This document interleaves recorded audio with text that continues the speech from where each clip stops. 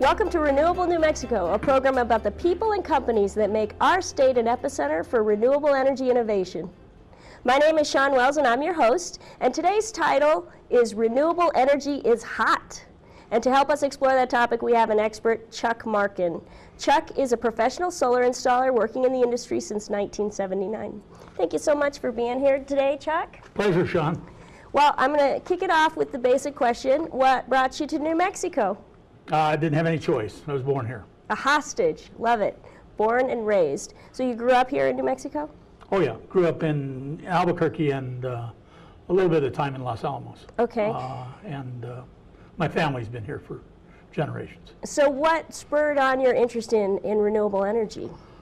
I think I am an electrician and a plumber by trade, which the plumbing part of it also has to do with heating and air conditioning.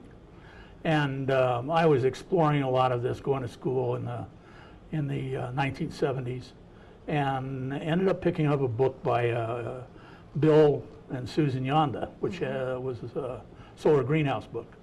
It intrigued me, and at about the same time I was installing wood stoves, and had an ad in the paper for wood stove installations, and out of that ad in the paper I got a call from the solar company. And so I had done a little bit of reading about it. They gave me a manual about 3 inches thick and an installation to do, and I did a number of installations for them that got me started with it.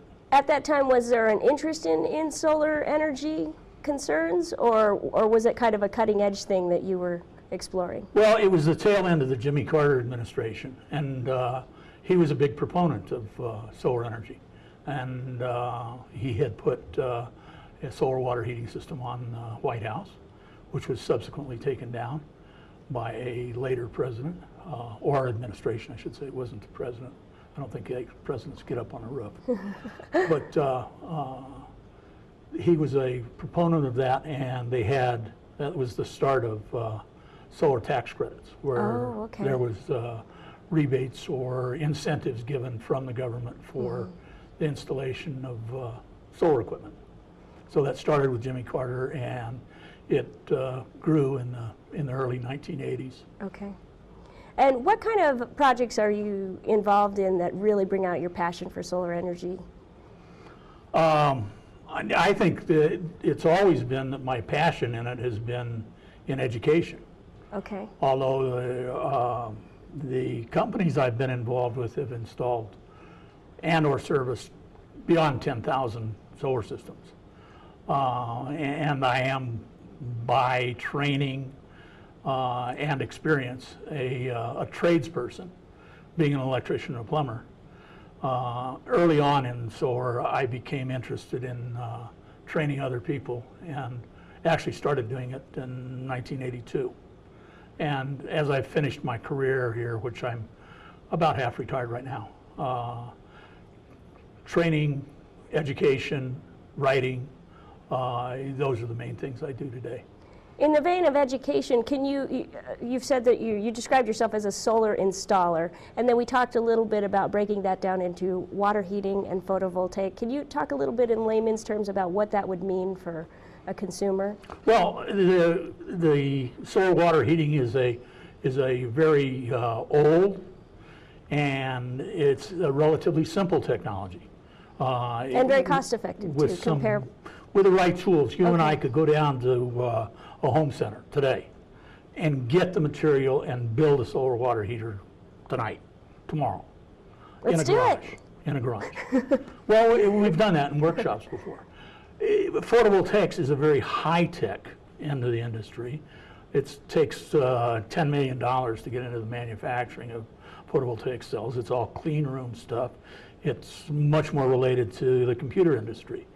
because the silicon that they use in photovoltaic cells is the same kind of silicon they use in computer chips. So they're vastly different on the scale of the complexity. As far as the installation is concerned, there's not much difference at all. One is in the realm of the trade of an electrician, the other is in the realm of the trade of a plumber. And but there's a great deal of difference in the manufacturing end of the two technologies. And in your workshops, what are we talking about? Are you doing, well, you said your passion is in education. Are you doing hands-on workshops for consumers, or are you doing collegiate level teachings, or? Well, when we have the resources, which doing workshops outside of New Mexico, that's where I don't have a truck. As long as we have the resources, typically what it'll be is someone will volunteer, if you will, to have a system put up, and they get a sizable benefit from that because they don't pay for the labor of the students that install the system. And so we will actually install a system, and by the time the workshop is completed, the system will be up and running. Now what we do with that, of course, is a seasoned crew, which would be 2 to 4 people, would have done this in a day. We need a week to do that in a workshop, but that's also got a good mix of classroom time in it also. So that's a typical solar class with an installation. That sounds fun. I would imagine that you've done hundreds of installations, if not thousands, around the region. Are there some that stand out in your mind as particularly challenging or interesting? I suppose there might be. I think one that we did very early on, we replaced a lot of collectors on a home in Grants, New Mexico. That was a great big huge system where we had to completely redo the whole system. They had a 10,000 gallon storage tank and a 1,000 gallon storage tank. It was a large system, and that's probably why that sticks in my head. Larger systems tend to do that. Other systems, I was not in the realm of doing very large systems because that's typically larger companies, and they're typically union shops, do the larger systems. So the largest one I've ever installed is 40 solar collectors. Wow, wow, that's exciting. And how much energy are we talking about outputting from something like that? Oh, enough to heat a large home. Great. And I'm talking about heating at 80 to 90%. Okay. Supplying 80 to 90% of the heat.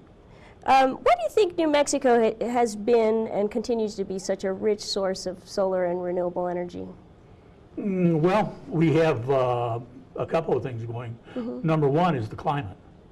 We have more sunshine than, well, just about anywhere in the country. And as far as Albuquerque and northern New Mexico go, we have another thing that's less known with most people, is that we have such a great deal of winter sunshine. So we don't have a great diversity of sunshine. A lot of places have good winter sun, good summer sunshine, poor winter. Okay. We don't have that. We have it pretty much the year round. So solar heating systems have tended to work well here.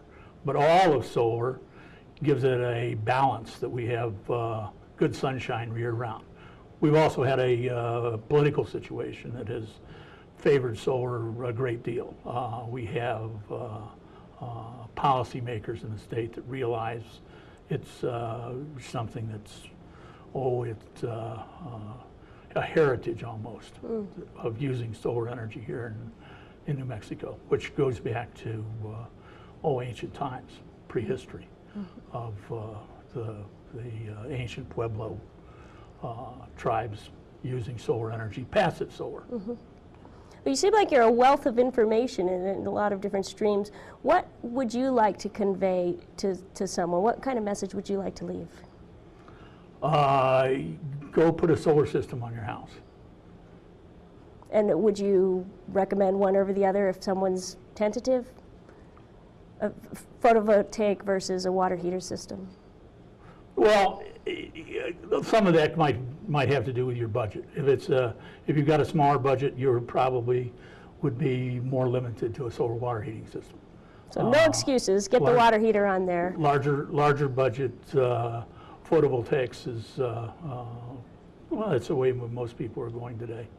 And the price of photovoltaics has come down so dramatically in the last 10 years, it's foolish for people not to look at that. Another side of the industry, too, that became a significant part of our business was swimming pools. And actually, swimming pools is the largest part of the industry in the United States, heating swimming pools with solar products. And so swimming pool heating is another thing. Anybody who's got a swimming pool, you should definitely investigate a solar swimming pool. I think there's a lot of people that wouldn't consider that, so that's a good thing to get out there. We've got some questions that we're asking everybody. I'm going to just give you some choices here. Sunshine, wind, or biomass? Sunshine. Sunshine. Hands down, especially in this state. Wind right? is site specific, and biomass, I don't know anything about farming. Okay. And active or passive? Passive is best, but you have to design it to start with. So if you haven't designed it to start with, then it's going to be active because it is a much better retrofit. Okay. Well, thank you so much for bringing your energy here today in our program. Thank you, Sean. Let's take a quick break to hear from some of our sponsors. We'll be right back with our next guest.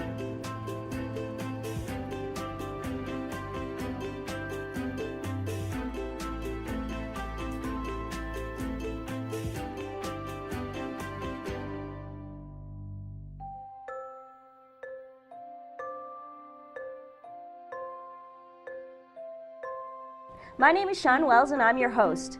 I want to take a moment to talk with Monty Ogdahl, the president of the New Mexico Solar Energy Association. Monty, thanks again for joining us. Thank you. We're going to go into a little more depth. We got to touch on some of the basic features of the NMSEA, but first let's find out what brought you to New Mexico.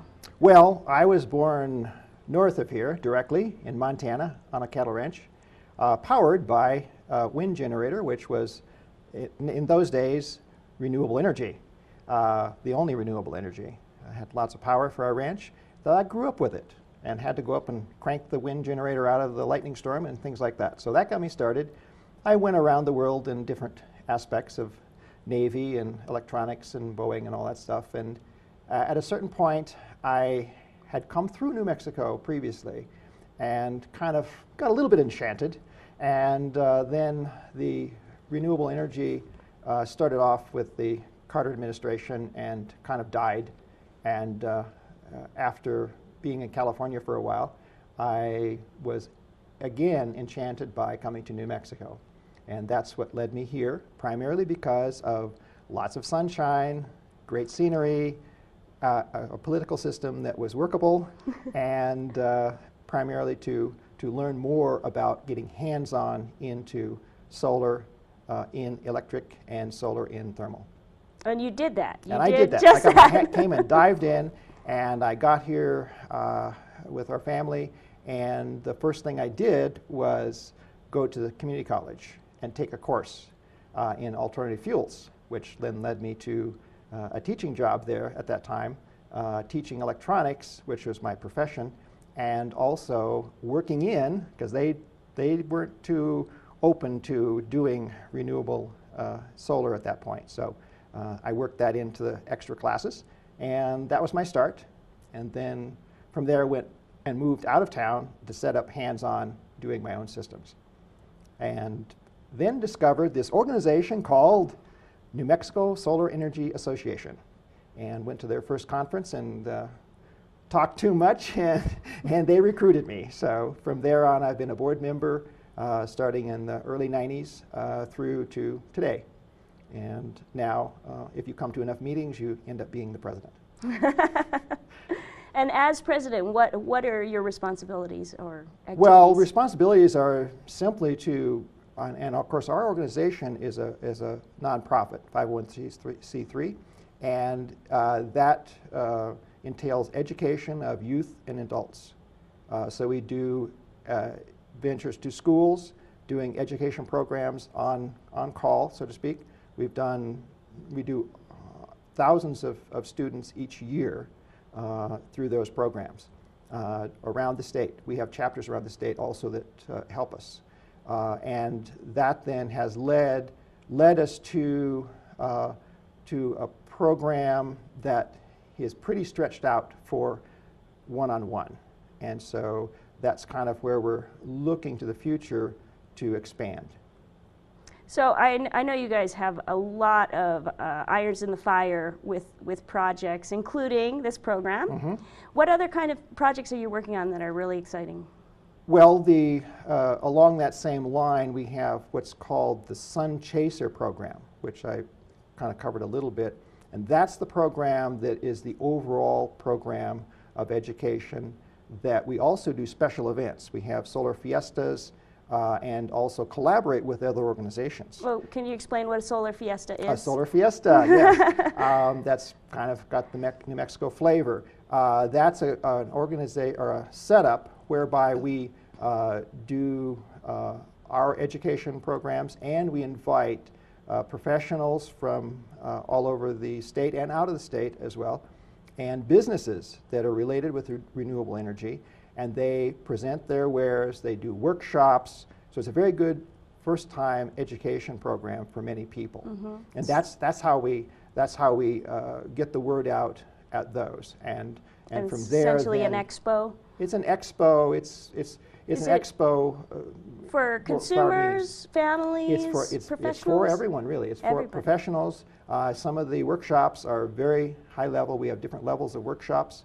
So some of the workshops are for professionals. Some of them are for first timers, and in between. And some of them are oriented towards young and old and different commercial or residential aspects. So it's a pretty wide range of people are interested in it. Yeah, it doesn't really exclude anyone. Who doesn't need to learn more about the sun? Oh, absolutely. I mean, whether you've been in it for years or whether you are just thinking about it, that gives you a really good input to it.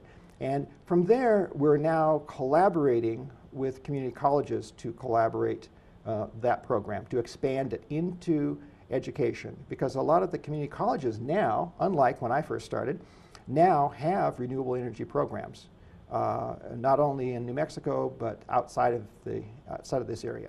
So those are areas that we want to expand into, and of course to cover more people. This is part of what we're starting here, and this is just a preview of what we want to call upon. We have a great amount of people in our organization who have been in it for years or are relatively new in it, who are also really interested in just letting people know about it. Some of them are businesses, and obviously they want more business. Most of them, even that are businesses, are just really interested in having people aware, because I mean the amount of, especially in New Mexico, and not just New Mexico, but a lot of the Southwest and a lot of the whole United States, you can have solar any place in this world. They even have it in Alaska, for goodness sakes. Now, especially with cheaper panels, you can have plenty of power. So it's a universal source. I mean, what, one day of sunshine can power mankind on the globe for a whole year, according to the number crunchers, and I believe them. So that's where we need to go. And that's what I see in your members. Is every one of you is a champion of the cause, and in such a positive way. You're all trying to find positive efforts to affect and bringing that enthusiasm. Mm-hmm. Yeah, and for us, it's just like it's a no-brainer. I mean, yeah. You just want to spread the word. I live and work off solar, so to me, it's like, sure, there's always things to work out, and there's little glitches here and there that we got to work out. Now, and we've struggled through a lot of things, but now it's like it's hands down. You can intertie. You have all these options you can do. So it's really now it's a matter of taking the education and the people who have been in it for all these years and get that out to the public, because nothing proves better than having someone who has lived it, because you can hit us with all kinds of questions and we'll tell you, well, maybe you shouldn't do that yet. Maybe you can't afford that yet, but here's what you can do. Mm-hmm. And if you have more money, you can have more. You can be comfortable. It's a very comfortable oriented item whereby whatever fits your needs. Well, I can't have you in my hot seat without talking about your truck. Oh, well. Because I had the pleasure of getting to view your truck and get a walkthrough. Well, this is what we do in innovation. In other words, I've done the house stuff, integrated systems and all that sort of stuff. Now the last piece is, the big elephant in the room is transportation. We've got a little model here. It's 200 million cars on the road. So our education now goes from, one of the things that I did early is find out from the kids. When I go out to the kids, I was exposed to, you got to teach these kids about solar. Best thing is action. Best thing is action, is going out there and saying, okay, something that's interesting to you that you can identify with. And one of these items, there's variations of these as large and small, always great big ones to always little tiny ones. They can put together themselves. They can see it. They can see the parts. And so we teach them about electricity. This is the electricity part of it. We have also for water and many different aspects, but this is an example of one that's popular because it's all American cars. And it's an electric vehicle, but it's powered by the sun. And so this is how it started. And then we have a program that works around this that's for the schools, for education. We're upgrading that now for digital application. And then the next step, as you saw yesterday, is I drive an electric truck.